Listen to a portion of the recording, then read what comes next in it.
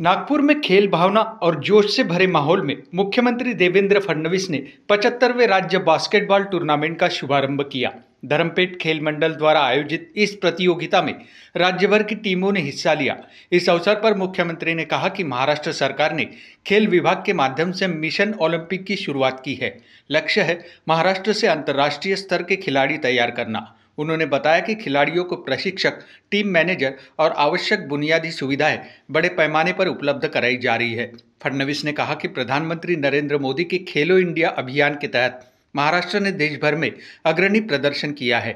बीते 3 वर्षों से महाराष्ट्र खेलो इंडिया की प्रतियोगिताओं में शीर्ष स्थान पर रहा है। भारत माता की, छत्रपति शिवाजी महाराज की, धर्मवीर छत्रपति संभाजी महाराज की। हिंदवी स्वराज्याचे सरसंस्थापक छत्रपती शिवरायांना मानाचा मुजरा करतो। भारतीय राज्यघटनेचे शिल्पकार भारतरत्न डॉक्टर बाबासाहेब आंबेडकर यांना मानवंदन अर्पित करतो। आज महाराष्ट्र बास्केटबॉल फेडरेशनच्या वतीनं या ठिकाणी आयोजित 75व्या राज्यस्तरीय बास्केटबॉल अजिंक्य स्पर्धा, मला विश्वास आहे की अलीकडच्या काळामध्ये आपण पाहतोय जगातल्या सगळ्या स्पर्धांमध्ये, ऑलिम्पिक असो, त्या ठिकाणी कॉमनवेल्थ स्पर्धा असो, एशियाड असो, या सगळ्या स्पर्धांमध्ये भारतीय खेळाडूंनी आता आपल्या खेळाची चुणूक दाखवणं सुरू केलं आहे। आणि मोठ्या प्रमाणात टीम इव्हेंट्स असो किंवा इंडिव्हिज्युअल इव्हेंट्स असो, सगळ्या इव्हेंट्समध्ये आज भारतीय खेळाडू चांगल्या प्रकारे त्या ठिकाणी एक्सेल करताना दिसतात। मोठ्या प्रमाणात पदकं देखील जिंकताना आपल्याला पाहायला मिळतात। आणि मला विश्वास आहे, कारण देशामध्ये जेव्हापासून मोदीजींनी खेलो इंडिया सुरू केलं आणि खेलो इंडिया सुरू झाल्यानंतर इतक्या मोठ्या प्रमाणात आपल्या अगदी ज्युनियरपासून सिनियरपर्यंत खेळाडूंना खेळण्याची संधी उपलब्ध झाली। त्याकरता वेगवेगळ्या प्रकारच्या ज्या काही सोयी आहेत त्या उपलब्ध झाल्या आणि त्यातून निश्चितपणे एक मोठं परिवर्तन आपल्याला पाहायला मिळत आहे। आणि मला या गोष्टीचा आनंद आहे की खेलो इंडियामध्येही गेले 3 वर्ष सातत्याने सर्वाधिक पदकं ही आपल्या महाराष्ट्रानेच जिंकलेली आहे आणि महाराष्ट्राचं त्या ठिकाणी नंबर 1 राज्य हे आता होताना आपल्याला पाहायला मिळत आहे। मी आज या निमित्ताने आमच्या सगळ्या बास्केटबॉलच्या खेळाडूंचं अतिशय मनापासून अभिनंदन करतो। आणि जसं मगाशी आमच्या संदीपजींनी किंवा विकासजींनी सांगितलं की खेळातलं राजकारण हे आपण बाजूला ठेवूया, पण खेळामध्ये आणि राजकारणामध्ये दोन्ही ठिकाणी काही महत्त्वाचं असेल तर ती खिलाडू वृत्ती आहे। ज्याच्यामध्ये खिलाडू वृत्ती असते तो हारला तरी जिंकण्याचा विचार करतो। ज्याच्यामध्ये खिलाडू वृत्ती असते तो हारल्याने घाबरत नाही आणि तो जिंकल्याने कधी माजत नाही, तर तो पुढच्या भविष्याचा विचार करत असतो। आणि म्हणून खेळामध्ये हारणं जिंकणं हे तर महत्त्वाचं असतं, पण त्याहीपेक्षा स्पोर्ट्समन स्पिरिट हे अधिक महत्त्वाचं असतं। खिलाडू वृत्ती ही अधिक महत्त्वाची असते। ती वृत्ती ज्यांच्यामध्ये तयार होते ते खेळात असो की जीवनात असो कधी मागे वळून बघत नाही। आणि म्हणून माझी तुम्हाला विनंती आहे, उत्तम खेळा, खिलाडू वृत्तीने खेळा। पंचांचे जे निर्णय असतील त्या निर्णयावर वाद न करता या ठिकाणी कुठल्याही विवादाविना ही टुर्नामेंट आपण पार पाडावी, अशा प्रकारची आपल्या सर्वांना शुभेच्छा देतो।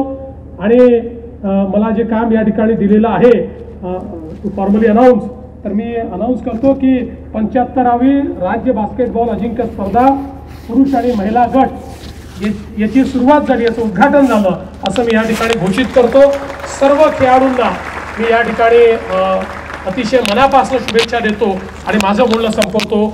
जय हिंद, जय महाराष्ट्र। मी यापूर्वी सांगितलं आहे की मी 2012ला माननीय उच्च न्यायालयात गेलो होतो आणि ते याकरताच गेलो होतो की SIR झाला पाहिजे, कारण मागील 25 वर्षापासनं आपल्या देशाच्या याद्या ज्या आहेत त्या याद्यांमध्ये संक्षिप्त पुनर्निरीक्षण होतं, संपूर्ण पुनर्निरीक्षण होत नाही।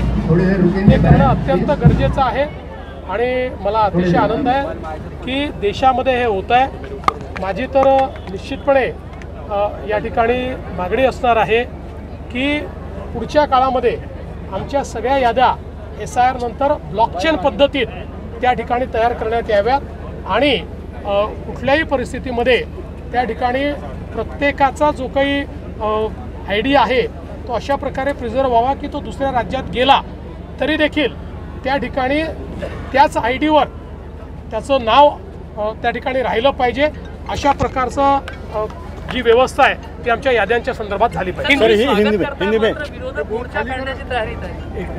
विरोधक जे आहेत हे निराश आहेत, त्यांना हे माहिती आहे की येणाऱ्या निवडणुकीत त्यांचा पराभव निश्चित आहे। पराभवाच्या आधीचं हे कव्हर फायर आहे।